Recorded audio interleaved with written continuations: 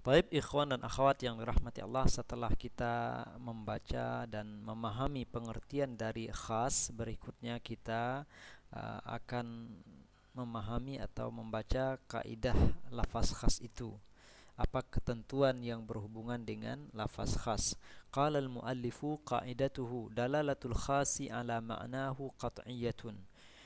Beliau berkata, dalalah atau tunjukkan lafaz khas terhadap maknanya atau makna lafaz itu bersifat qat'i. Untuk lebih jelas kita perhatikan berikutnya, wa ma'nal qa'idati anna al-lafdha la yahtamilu ghaira ma'nan wahidin ikhtassa bihi la yusharikuhu fihi ghairuhu min jinsihi aw min ghairi jinsihi. Makna kaidah ini bahwa lafaz, yaitu lafaz khas tadi, lafaz khas yang kita maksud, la yahtamil, tidak mengandung makna kecuali satu makna yang telah dikhususkan untuk lafaz itu.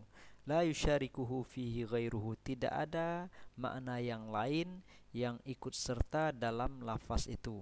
Tidak ada kemungkinan lain, tidak ada makna lain yang ikut serta sehingga bisa dijadikan sebagai opsi makna dari lafaz itu. Tidak ada sama sekali.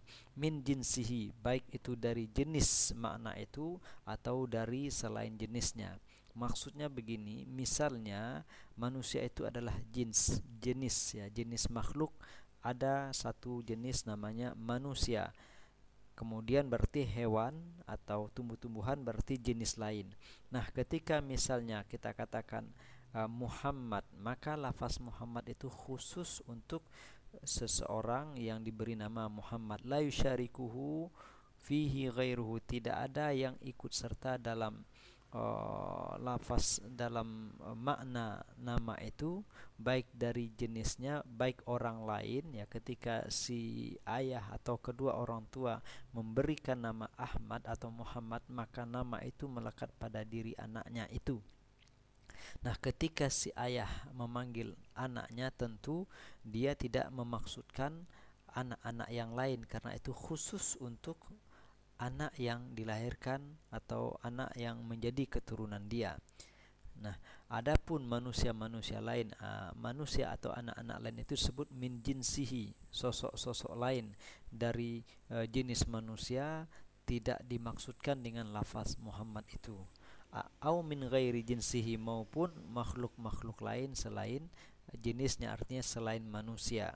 Nah, ini maksud dari pengertian la yusyarikuhu fihi ghairuhu min jinsihi au min ghairi jinsihi.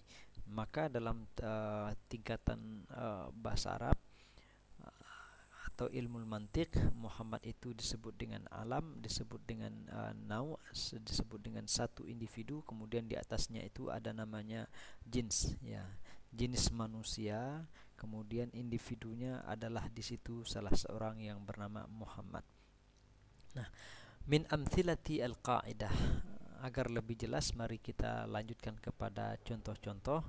Mu'allif mengatakan di antara contoh-contoh kaidah ini adalah sebagai berikut.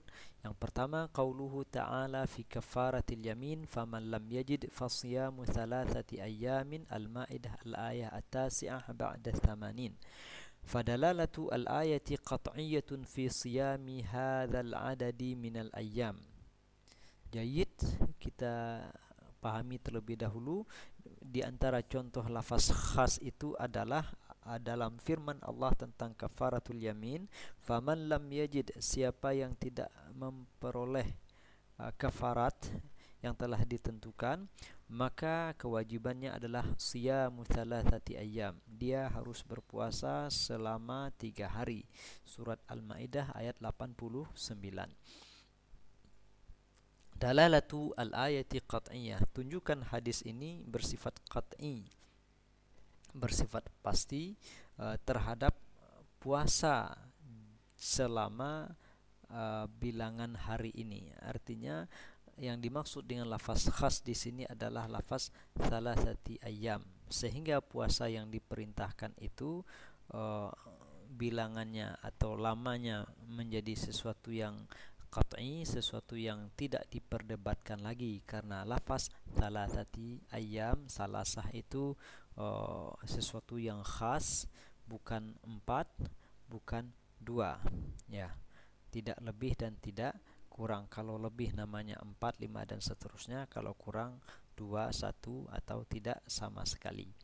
Nah, lafaz thalatha itu adalah khas, sehingga begitu kita baca ayat ini, siyamu fasiyamu thalathati ayyam, maka puasa yang diminta itu sudah jelas, yaitu selama 3 hari, tidak bisa dimaknai atau ditafsirkan lain.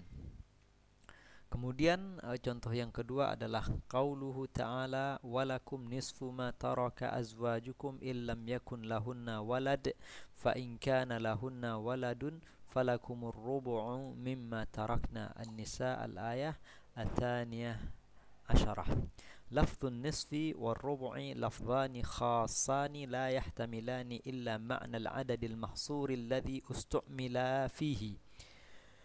Nah, dalam ayat ini Allah mengatakan, dan hak waris kamu wahai para suami adalah setengah dari setengah apa yang ditinggalkan oleh istri-istri kamu atau istri-istri kalian, apabila mereka itu tidak memiliki anak atau keturunan.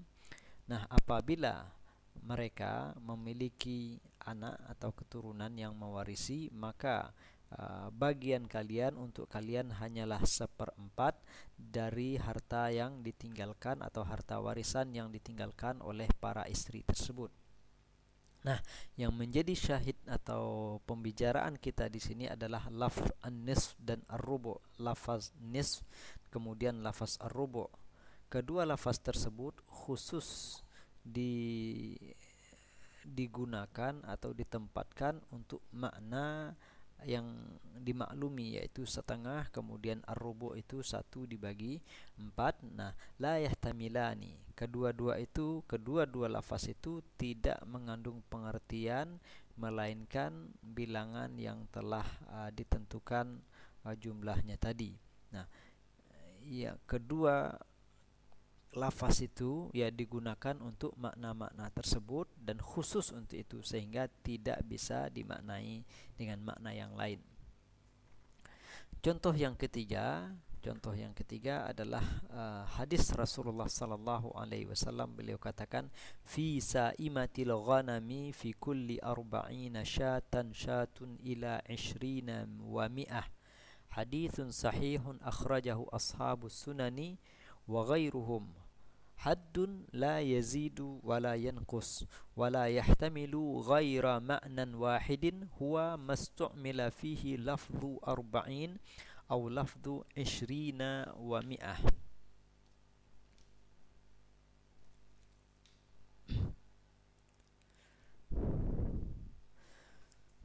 Ikhwan dan akhwat yang dirahmati Allah, dalam hadis ini Rasulullah sallallahu alaihi wasallam menjelaskan tentang nisab hewan ternak, yaitu kambing. Rasulullah katakan fisa imatil ghanam, yaitu kambing-kambing yang diternakkan itu, yang diangon, di setiap 40 ekor kambing sampai 120 ekor kambing, maka harus dikeluarkan 1 syah. Nah, setiap 40 ekor sampai 120 ekor kambing, maka kewajiban zakatnya adalah 1 ekor. Nah, haddun dalam hadis ini atau angka-angka tersebut menjadi had, batas minimal dan batas maksimal, batas yang tidak boleh dilewati dan tidak boleh dikurangi. La yazid, tidak lebih dan tidak kurang. 40 sudah jelas tidak mengandung pengertian yang lain, 120 juga demikian. Nah, la yahtamil, kedua hadis ini tidak mengandung melainkan satu makna sesuai dengan angka-angka yang ditunjukkan oleh lafaz arba'in, atau sesuai dengan jumlah yang ditunjukkan oleh lafaz arba'in dan lafaz mi'ah wa ishrin. Nah, sebagaimana lafaz itu digunakan untuk jumlah tersebut, maka kewajiban atau yang harus diperhatikan adalah batasan dari 40 dan 120 tersebut. Tidak ada kemungkinan atau tidak ada tafsiran-tafsiran lain dari angka 40, dari angka 120, melainkan jumlah yang dimaksud. Oleh karena itu, makna dari lafaz yang dua ini disebut dengan makna yang qat'i, makna yang pasti, makna yang tidak mengandung kemungkinan-kemungkinan lain. Demikian tentang khas, kemudian kaidah yang berkenaan dengan lafaz khas ini. Berikutnya kita akan membahas atau masuk kepada bagian pertama dari lafaz khas itu, yaitu al-mutlaq wal muqayyad.